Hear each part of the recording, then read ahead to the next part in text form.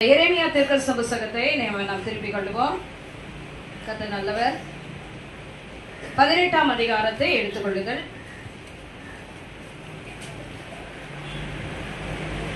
ஆறாம் வசனத்தை யாராவது சத்தமாய் வாசியுங்கள். இஸ்ரவேல் குடும்பத்தாரே, இந்த குயவன் செய்தது போல நான் உங்களுக்கு செய்யக்கூடாதோ என்று கர்த்தர் சொல்லுகிறார்.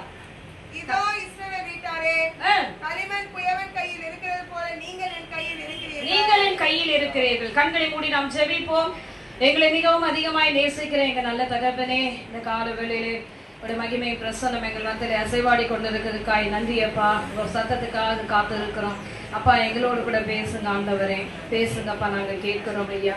எங்களை சீர்படுத்துங்க ஆண்டவரே. இப்படி கரம் எங்களோடு கூட இருந்து வழி நடத்தட்டும். திருவிருந்துக்கு ஆயத்தமாய் கொண்டு இருக்கிற நாங்கள் இந்த வார்த்தையினாலே சுத்திகரிக்கப்பட்டவர்களாய் இருக்கட்டும் அப்பா. தொடர்ந்து பெரிய காரியங்களை செய்யுங்க. இயேசுவின் மூலம் ஜெபிக்கிறோம் எங்கள் நல்ல பிதாவே, ஆமென். ஹல்லேலூயா. ஆண்டவருக்கு ரொம்ப பிடிச்ச தீர்க்கதரிசி யாரு அப்படின்னு பாத்தீங்கன்னா எரேமியா ரொம்ப பிடிக்கும் ஆண்டவருக்கு. ஹல்லேலூயா. ஏனென்றால் எரேமியாவுக்கு இன்னொரு பேர் இருக்கு, கண்ணீரின் தீர்க்கதரிசி அப்படின்னு சொல்லி அழைப்பார்கள். எரேமியா தீர்க்கதரிசியை கண்ணீரின் தீர்க்கதரிசி. ஒரு ஜெபம், ஒரு காரியம் அப்படி என்றால் என்ன பண்ணுவாரு? அழுது தேவ சமூகத்தில் அவரே காத்திருக்கிற ஒரு தீர்க்கதரிசியாய் இருந்தார். ஆண்டவர் தீர்க்கதரிசனமாய் சொன்ன வார்த்தைகளை நிறைவேற்றும்படியாக இந்த நாட்களே நம்ம மத்தியிலே அவர் அசைவாடி கொண்டிருக்கார். எத்தனை பேர் ஆமென் சொல்றீங்க? ஹல்லேலூயா. கர்த்தருடைய நாமம் மகிமைப்படுவதாக. இந்த எரேமியாவை பற்றி நம்ம பார்க்கும் பொழுது அவர் கண்ணீரின் தீர்க்கதரிசி அழைக்கப்படுகிறார். இஸ்ரவேல் ஜனங்களை மனம் திரும்புகிறதுக்கு அழைக்கும்படியாக ஆண்டவர் இவரை அனுப்பினார். இவர் சொன்ன தீர்க்க தரிசனம் பொய் என்று சொல்லி ஜனங்கள் அவர் என்ன பண்ணாங்க? கொலை செய்யும்படியாய், அவரை அடித்து போடும்படியாக அதிகமாய் ஜனங்கள் எழுப்பினார்கள். ஆண்டவர் இவரை பார்த்து சொன்னார், நீ என்ன பண்ணக்கூடாது? திருமணம் பண்ணிக்க கொள்ளக்கூடாது அப்படின்னு சொல்லி. எரேமியா 16ஆம் அதிகாரத்தில் 2ஆம் வசனத்தை நீங்கள் வாசிப்பீர்களா? நீ பெண்ணை விவாகம் பண்ண வேண்டாம், இவ்விடத்தில் உனக்கு குமாரரும் குமாரத்திகளும் இருக்க வேண்டாம் என்றார். அவர் பார்த்து சொல்றாரு, என்ன பண்ணாத? ஒரு பெண்ணை விவாகம் பண்ணா, திருமணம் பண்ணாத, உனக்கு குழந்தைகளோ பிள்ளைகளோ இருக்கக்கூடாது. ஏன்னா உன்னை அப்படி உடைச்சி உன்னுடைய சாயல் உன்னை நான் எப்படி நடத்துகிறேனோ அதற்கு அடையாளமாய் அங்கே ஜனங்கள் அதை புரிந்து கொள்ளட்டும் என்று சொல்லி ஆண்டவர் பயன்படுத்தினார். கர்த்தருடைய நாமம் ஏற்கனவே நம்ம பார்த்திருக்கோம். ஒரு தீர்க்கதரிசி ஆண்டவர் என்ன சொன்னாரு? உபச்சார ஸ்திரியை திருமணம் பண்ணி சொன்னார். அது யாரு சொல்லுங்க? சொல்லுங்க. ஓசியா. அப்படியா? எல்லாம் கரெக்டா? எல்லாம் அப்படியே டவுட்டா இருக்கிறீங்க. ஓசியா தீர்க்கதரிசன புத்தகம் எடுங்க, சீக்கிரம் வாங்க. கர்த்தருடைய நாமம் மகிமைப்படுவதாக. எடுத்தவர்கள் அந்த எண்ணை சொல்லும்படியா கேட்கிறேன். Praise the Lord, praise the Lord. தேவ நாமம் மகிமைப்படுவதாக. கர்த்தர் நல்லவர். நம்முடைய அண்ணா நமக்கு நல்ல கரங்களை தட்டுங்க, உற்சாகமாய் சொல்லுங்க. நல்ல கரங்களை தட்டுவோம், கர்த்தருடைய நாமத்தை மேம்படுத்துவோம். ஹல்லேலூயா. ஓசியா தீர்க்கதரிசன புத்தகம் 1ஆம் அதிகாரம் 2ஆம் வசனத்துல சொல்றாரு, கர்த்தர் ஓசியாவை கொண்டு உரைக்க தொடங்கினபோது கர்த்தர் ஓசியாவை நோக்கி, நீ போய் ஒரு சோர ஸ்திரீயையும் சோர பிள்ளையையும் உன்னிடமாய் சேர்த்துக்கொள். தேசம் கர்த்தரை விட்டு விலகி சோரம் போயிற்று. கர்த்தரை விட்டு விலகினதுனால ஓசியாவிடத்துல சொல்ற, நீ போய் என்ன பண்ண? ஒரு உபச்சாரியை திருமணம் பண்ணிக்கொண்டு. ஆனா நம்ம ஆளுங்க என்ன நினைப்பாங்க? வல்லா ஒரு தீர்க்கதரிசியா சொல்லுவோமா, சொல்ல மாட்டோமா? ஆண்டவர் தம்முடைய ஜனங்களை வழி நடத்துகிறதுக்காக இங்க ஒரு ஊழியக்காரனை என்ன பண்றாரு?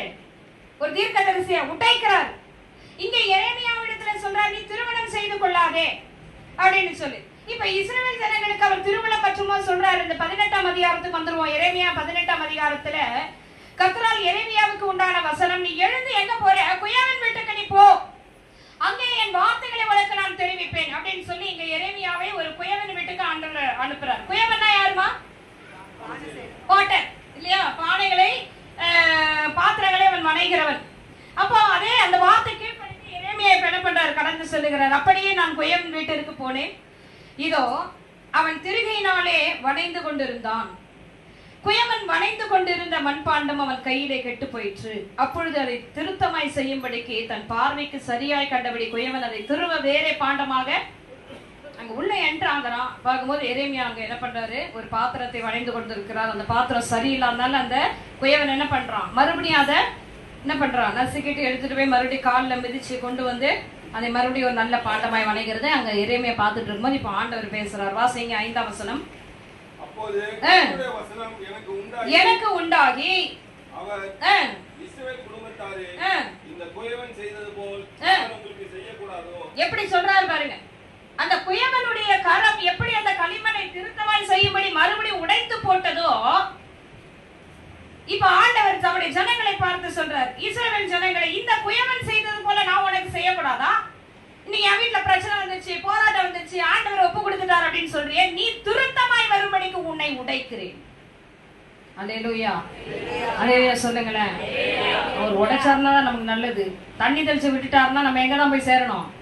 பாதாளத்துக்கு போகணும். நித்திய காலமாய் அந்த இடத்துல அவியாத ஒரு அக்கினியில போய் சேர வேண்டும்.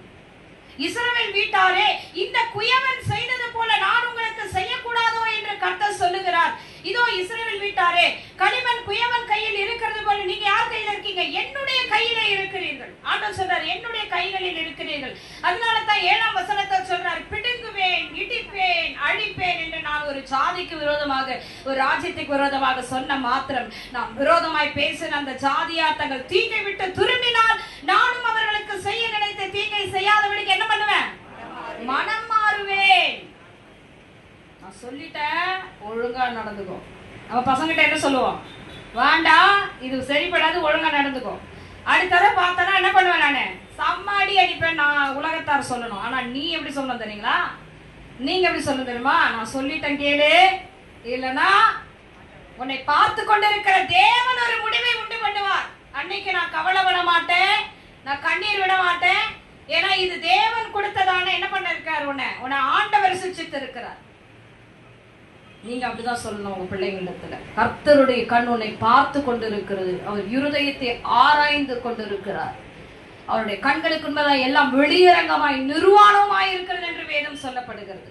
ஆண்டவர் கேட்கிறார், இந்த குயவனுக்கு அந்த களிமண் மேல் அதிகாரம் இருக்கிறது போல உன்னை படைத்த தேவன் நான். உன்னை நான் சந்திக்கலன்னா நீ இழந்து போயிருப்பாய், நீ உயிரை விட்டிருப்ப, உன் பிள்ளைகள் மரித்து இருப்பார்கள், உன் கணவன் மரித்து போய் இன்னைக்கு நீ ஜீவனோட இருந்திருக்க மாட்டாய், உன் பெயரை எல்லாரும் மறந்து போயிருப்பார். அதுவும் இன்னொரு வசனம் சொல்றாரு, நான் சொல்றதை நீ கேட்டினா, அந்த வசனத்தை எல்லாரும் சேர்ந்து வாசிங்க. 8ஆம் வசனத்தை, நான் விரோதமாய் பேசின அந்த ஜாதியார் தங்கள் தீங்கை விட்டு திரும்பினால் நானும் அவர்களுக்கு செய்ய நினைத்ததை தீங்கு செய்யாதபடிக்கு நான் என்ன பண்ணுவேன்? சொல்றார். வார்த்தைக்கு நீ செவி கொடுத்துட்டு நான் உன்னை உடம்பு நோவாம கொண்டு வந்த அழகா வச்சிரு. யோனா எங்க ஆண்டவர் அனுப்பினாரு? நினிவேக்கு போக சொன்னார். யோனா எங்க போனாரு? தர்ஷுக்கு ஓடி போனார்.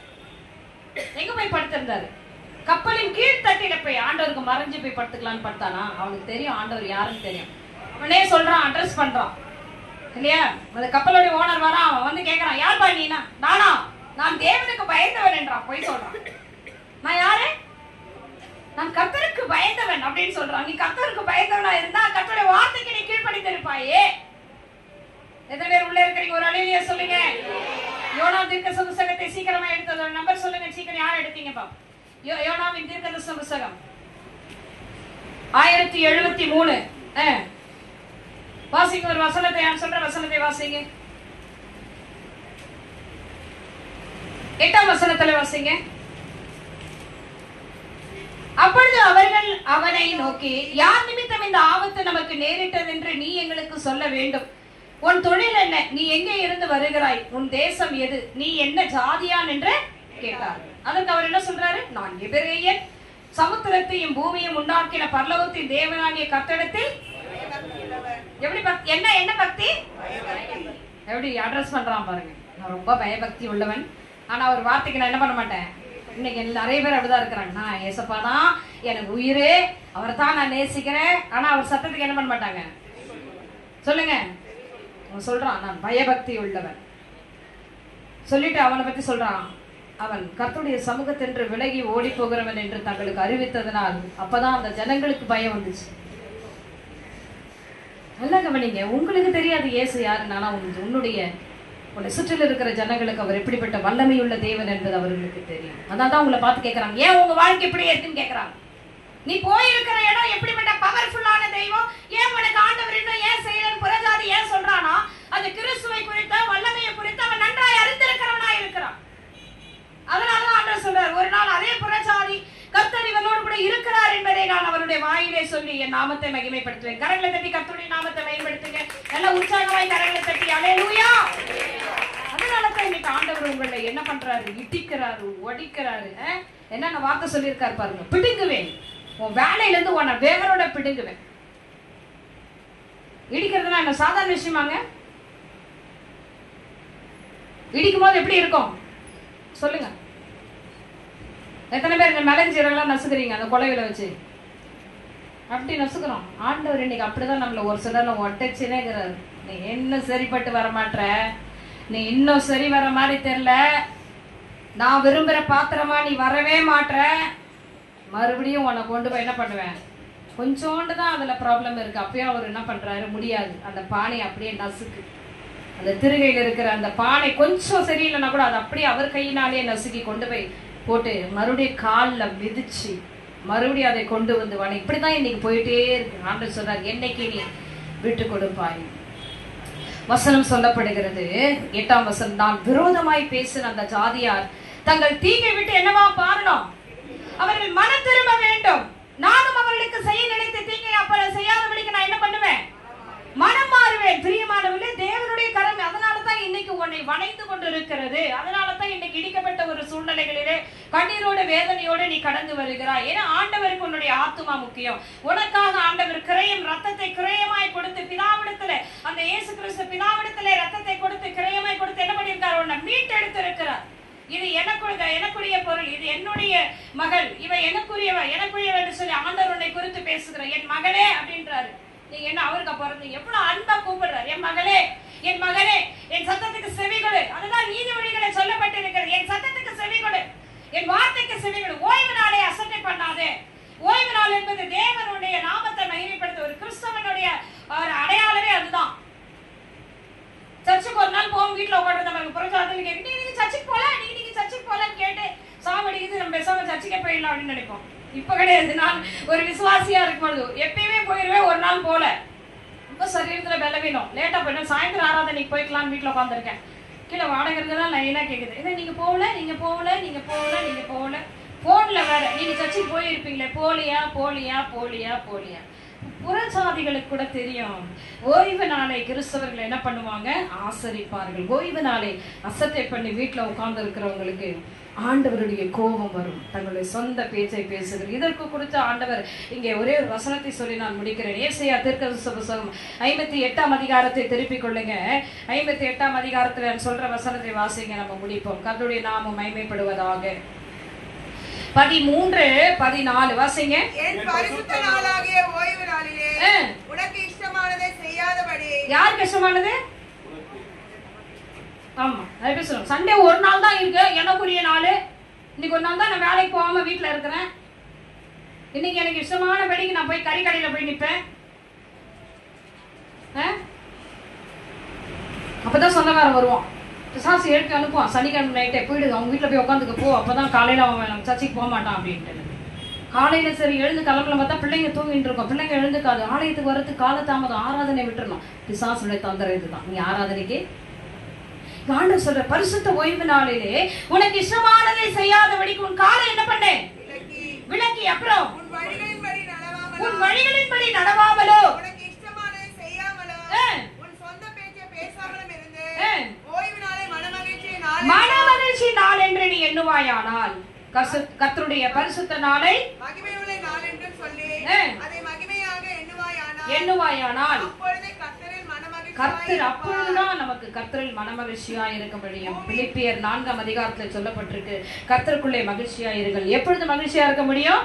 எப்பொழுது மகிழ்ச்சியா இருக்க முடியும்? பரிசுத்த ஓய்வு நாளை ஆசரித்து தேவன் நமக்கு கொடுக்கிற ஆகாரம். அப்ப இன்னைக்கு தெரிஞ்சதுல இப்ப இன்னைக்கு ஏன் இன்னைக்கு இந்த போராட்டத்துல நான் கடந்து வருகிறேன் என்றால், ஆண்டவர் என்னை இன்னும் அவருக்கேற்ற பாத்திரமாக என்னை வணைந்து கொண்டு இருக்கிறார். புயவனுடைய கையில் இருக்கிற களிமண்ணாய் இன்னைக்கு ஆண்டவர் என்னை உடைச்சு உருமாத்திட்டே இருக்கிறதுனால நான் எதுவுமே சொல்லவே இல்லை. ஆண்டவரே உங்க இஷ்டத்தின்படிக்கு என்னை வணைந்து கொள்ளும். அதனாலதான் அநேகர் சொல்லுவாங்க, உங்க சித்தத்தின்படி என்னை வணைந்து கொள்ளுங்க, உங்களுக்கு விருப்பமான பாத்திரமா என்னை பயன்படுத்துங்க ஆண்டவரே. அல்லேலூயா, அல்லேலூயா. ஏன் யோனா வந்து நினைவேக்கு போகாம தர்ஷுக்கு போனார் என்றால் ஆண்டவர் என்ன பண்ணுவாரு, நான் செய்வேன், அவங்களை அடிப்பேன் அப்படின்னு சொல்லிட்டு என்ன பண்ணிடுவார், மனசாப்பட்டு விட்டுருவார். அப்ப அந்த பொய் தீர்க்க தரிசனமாய் மாறிடுமே, என்னுடைய தீர்க்க தரிசி என்ற பெயர் அங்கே வேறு விதமாய் மாறிடுவேன்னு சொல்லிதான் அவன் போகலாம். ஆனால் ஆண்டவரை குறித்து அவனுக்கு நன்றாய் தெரியும். எல்லாரும் முழங்கால் படியிடுவோம்.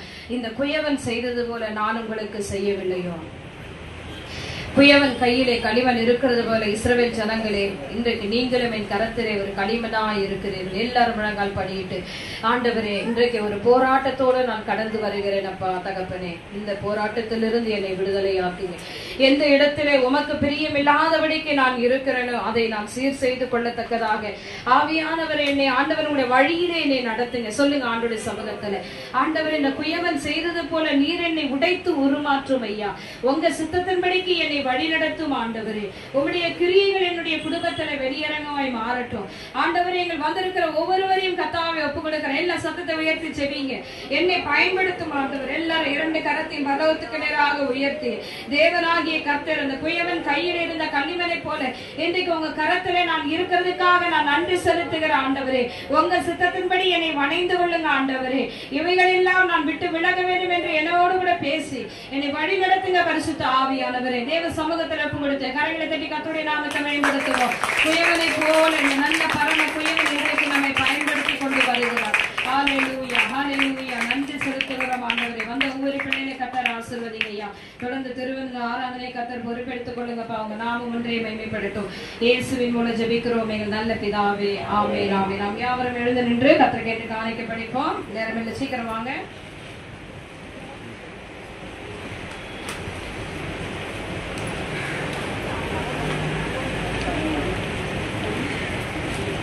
கெசி ஜாம் பண்ணுவாங்க, ஜாம் பாட்டு பாடுறியா?